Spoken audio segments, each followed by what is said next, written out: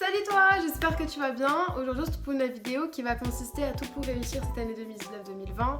Comme tu le sais, c'est bientôt la rentrée et putain j'ai pas envie d'en arriver là parce que franchement, là ça va être l'année du bac. Tu vois genre, je vais me sentir tellement pressée, enfin... on va passer aux choses sérieuses. Merci vraiment pour les conseils que vous m'avez donnés dans ma précédente vidéo et pour tous les retours positifs que j'ai eus. Ça m'a vraiment touchée. Et puis je sais que c'était pas encore parfait. J'essaie de regarder là plutôt que là. C'est vraiment très compliqué, mais je vais y arriver. J'espère que le feu cette fois-ci vous plaît, que le cadre est assez bien, que la luminosité est cool et que j'arrive à inspirer la bonne humeur, on va dire. Parce que ouais, c'est vrai que sur la dernière vidéo, c'était un peu bancal. J'étais là, mais wesh Marie, tu vas où là? Ça a donné ce que ça a donné, mais on va s'améliorer ensemble et puis voilà. C'est vraiment la base de tout changement. Il faut absolument se réorganiser, trier, faites en sorte de repartir sur de bonnes bases. L'année dernière vous avez eu certains cours et il faut vraiment que vous essayez de classer selon ce qui est important et ce qui ne l'est pas, que vous devriez jeter ou pas. Ne gardez pas tout comme ça en vous disant ouais bon tout peut servir etc. Non, il y a des choses qui vous seront pas utiles pour l'année prochaine, qui vont plus vous étouffer qu'autre chose. Donc ce que je vous conseillerais vraiment c'est d'avoir un environnement propre à vous-même. Il y a plein de vidéos organisation année scolaire patati patata. Vous pouvez trouver des to-do list, des semaines players, un truc du genre, des semaines planners, voilà ça. Non, ouais, je crois. Prenez soin de vous.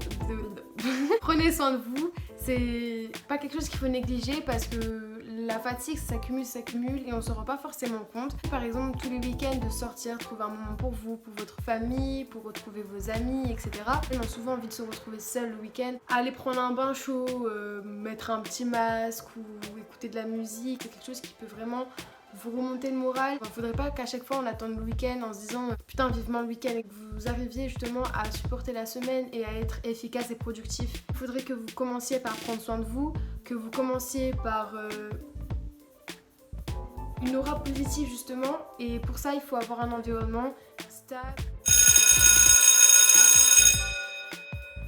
Un journal, genre pas un journal par exemple écrit, ça dépend vraiment des gens. Moi je sais que j'écris sur mon téléphone dans mes memories et vous pouvez les bloquer, genre mettre un mot de passe ou votre empreinte, et c'est ça qui est très pratique. Après je sais qu'il y en a qui sont pas très rigoureux, bah moi non plus je le suis pas, enfin je pense que la dernière fois que j'ai écrit c'était il y a un bail, mais en vrai ça peut aider. Si vous avez des projets que vous n'avez pas forcément envie de les dévoiler, bah vous l'écrivez, et puis c'est un point très très important. Et aussi je voulais en venir, notez vos objectifs. À la fin de l'année, vous savez où vous allez aller. Par exemple, moi, j'ai envie d'avoir 15 de moyenne en S. Yes!